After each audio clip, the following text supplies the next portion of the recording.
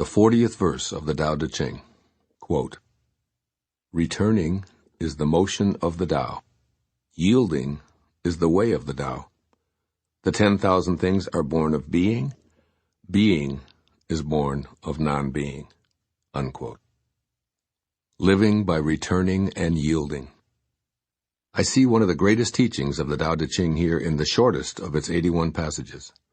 If you can master the wisdom in these 4 lines, you'll be as happy, content, and centered in the Tao as any sage. With the first word, returning, you're being nudged toward an understanding of the basic principle of your existence.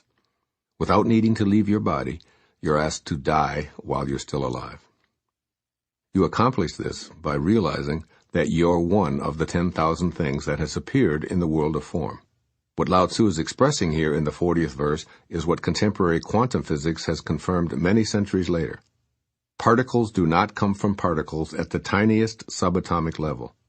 Instead, when the infinitesimally small specks are collided in a particle accelerator, there's nothing remaining but waves of particle-less energy.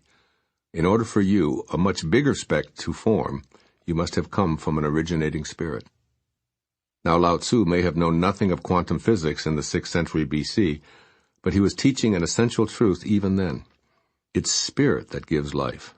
So to truly live out your destiny as a piece of the originating Tao, you must shed your ego and return to spirit.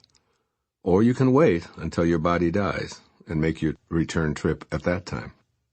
6 centuries after Lao Tzu dictated the 81 verses of the Tao Te Ching, the man who wrote a huge percentage of the New Testament also spoke of whence we come. Formerly called Saul of Tarsus, he became known as St. Paul, an apostle of Jesus Christ. In his letter to the people of Ephesus, he wrote, "You were created to be like God, and so you must please him and be truly holy." Ephesus 4:24. This is an invitation for us to all return to what we came from, which is loving, kind, and not exclusive in any way.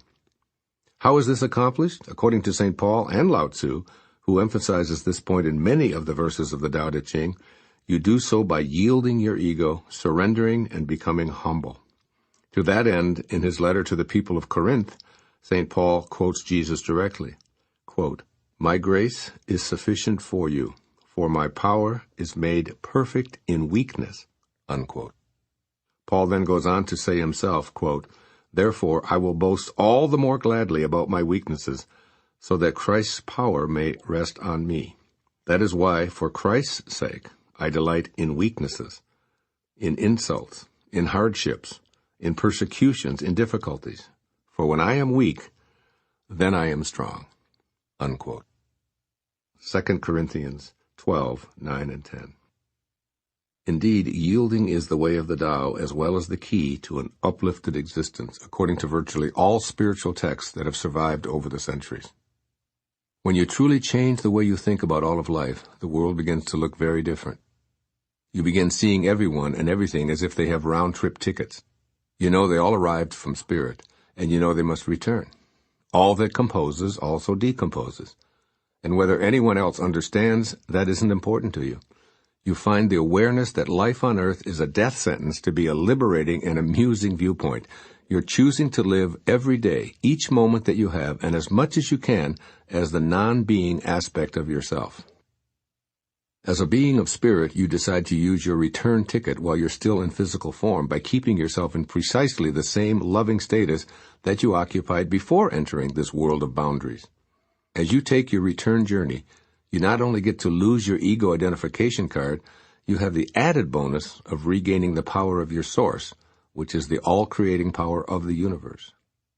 You merge into the oneness of a being who dissolves ego concerns, and the world that you now see is perfect and infinite in nature. There is no more worry, anxiety, or identification with your possessions. You're a free person. You're a spiritual being first, last, and always. This is what I feel that Lao Tzu is telling you in this brief yet profound teaching of the 40th verse of the Tao Te Ching. First, monitor your direction, emphasizing returning and yielding. Mentally, make an effort to assess every step you're taking in all aspects of your life, including your career and your relationships and your health, in terms of directionality. That is, ask yourself, in which way am I truly moving? Am I getting away from my originating place, or am I returning to it? As you make this assessment, you can be more forthright about returning to rather than moving away from the Tao. A resolution to exercise or eat more nutritious foods is a step taking you back to the well-being from which you originated. A decision to suspend your ego and take an interest in another person is a movement of moving back to the Tao. A determination to be generous rather than hoard is a choice to be in the return motion. All of these actions come from your thinking first about the direction in which you're moving, away from your originating spirit or back to it on your return trip. And secondly, surrender. This is what yielding is really all about. Recognize that your little ego does nothing, and that the Tao creates everything, including you. As I sat and wrote the words that appear in this book, I know that I don't own what mysteriously appears on the paper. I've surrendered. I know that God writes all the books, composes all the music, and erects all the buildings. I bow to this all-creating power.